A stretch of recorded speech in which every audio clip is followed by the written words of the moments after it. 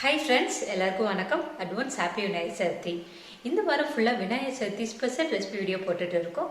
முக்கியமாக விநாயகருக்கு ரொம்ப பிடிச்ச கொழுக்கட்டை விதவிதமாக செஞ்சு ஆசைட்டு இருக்கோம். ஒருவேளை இன்னும் நீங்கள் நம்ம சேனலை சப்ஸ்கிரைப் பண்ணாமல் பார்த்துட்டு இருந்தீங்கன்னா சப்ஸ்கிரைப் பண்ணி வச்சுக்கோங்க. இன்றைக்கி நம்ம டேஸ்டான பால் கொழுக்கட்டை பண்ண போகிறோம். வாங்க வீடியோக்குள்ளே போகலாம்.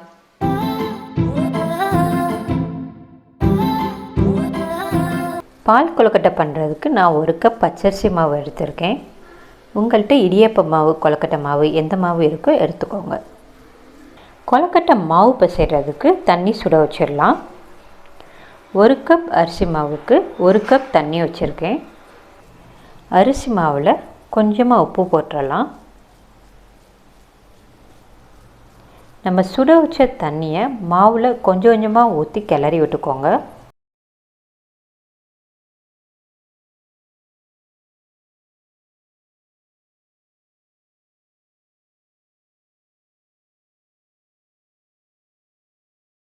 மாவை இந்த மாதிரி சப்பாத்தி மாவு பதத்துக்கு பிசைஞ்சு வச்சுக்கோங்க. பிசைஞ்சதுக்கப்புறமா 1 ஸ்பூன் நல்லெண்ணெய் ஊற்றி மறுபடியும் மாவு நல்லா பிசைஞ்சுக்கோங்க.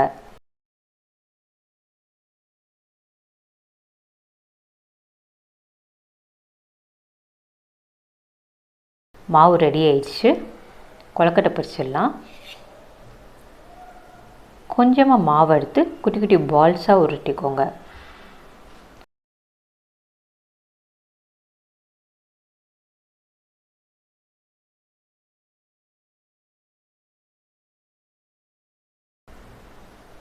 அடுத்து கொஞ்சமாக மாவு எடுத்து நீளமாக ஒட்டிக்கோங்க. உங்களுக்கு இந்த மாதிரி பண்ணுறதுக்கு டைம் ஆகும் அப்படின்னு நீங்கள் ஃபீல் பண்ணிங்கன்னா கொஞ்சோண்டு மாவு எடுத்து முறுக்கு புளியறதில் போட்டு நீங்கள் புளிஞ்சிங்கன்னா நீளமாக வந்துடும். குட்டி குட்டி பால்ஸை மட்டும் நீங்கள் கையில் ஒட்டினீங்கன்னா வேலை வேகமாக முடிஞ்சிடும். கொழுக்கட்டையை இந்த மாதிரி உருட்டி ரெடி பண்ணி வச்சுக்கோங்க. கொழுக்கட்டை பண்ணுறதுக்கு வெள்ளை பாகு காய்ச்சிடலாம். 1 கப் பச்சரிசி மாவுக்கு 1.5 கப் வெல்லம் எடுத்திருக்கேன். வெல்லத்தை போட்டு தண்ணி ஊற்றி வெள்ளைப்பாகு காய்ச்சிடலாம்.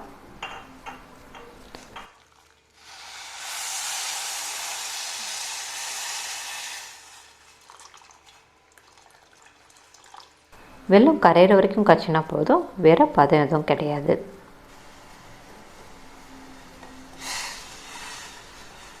வெல்லம்லாம் நல்லா கரைஞ்சிருச்சு.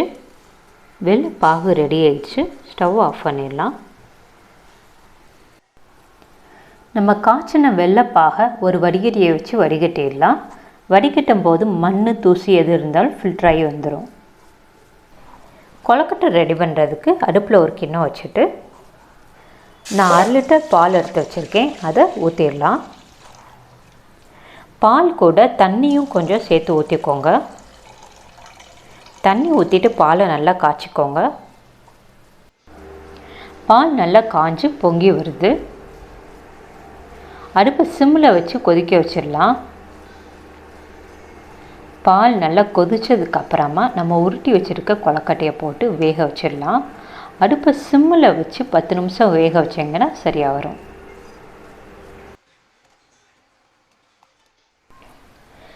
கொழுக்கட்டையை போட்டோடனே கரண்டியை வச்சு கிளறி விடாதீங்க, கொழுக்கட்டை உடஞ்சி போயிடும். லைட்டாக கொழுக்கட்டை வெந்ததுக்கப்புறமா கரண்டியை வச்சு கிளறி விட்டுக்கோங்க. கொழுக்கட்டை 10 நிமிஷம் நல்லா வெந்ததுக்கப்புறமா நம்ம காய்ச்சி வச்சுருக்க வெள்ளைப்பாகை ஊற்றிடலாம். வெள்ளைப்பாகை நல்லா ஆறுனதுக்கப்புறமா ஊற்றிக்கோங்க. பால் சூடாக இருக்கிறப்ப வெள்ளைப்பாகும் சூடாக ஊற்றினோம்னா கொழுக்கட்டை திரஞ்சி போயிடும். அதனால் வெள்ளைப்பாகை நல்லா ஆறுனதுக்கப்புறமா ஊற்றிக்கோங்க. வெள்ளைப்பாகை ஊற்றுனதுக்கப்புறமா கொழுக்கட்டையும் வெள்ளைப்பாகையும் நல்லா மிக்ஸ் பண்ணி விட்டுக்கோங்க. அடுத்து 1 ஸ்பூன் அரிசி மாவை தண்ணி ஊற்றி நல்லா கலக்கி வச்சுருக்கேன். இதை ஊற்றிடலாம். அரிசி மாவை நம்ம ஊற்றுறப்ப கொழுக்கட்டை நல்லா கெட்டியாக வரும். 1/2 ஸ்பூன் ஏலக்காய் தூள் தூவி விட்டுறலாம். எல்லாத்தையும் நல்லா மிக்ஸ் பண்ணி விட்டுக்கோங்க.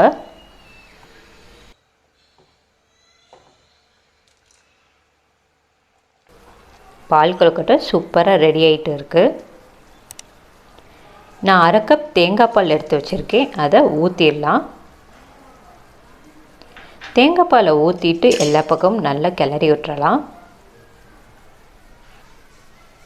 கொஞ்சமாக தேங்காயை துருவி வச்சுருக்கேன். அதை மேலே தூவி விட்டுறலாம். தேங்காயை தூவுனதுக்கப்புறமா ஒரு கிளறி விட்டுட்டு ஸ்டவ் ஆஃப் பண்ணிடலாம்.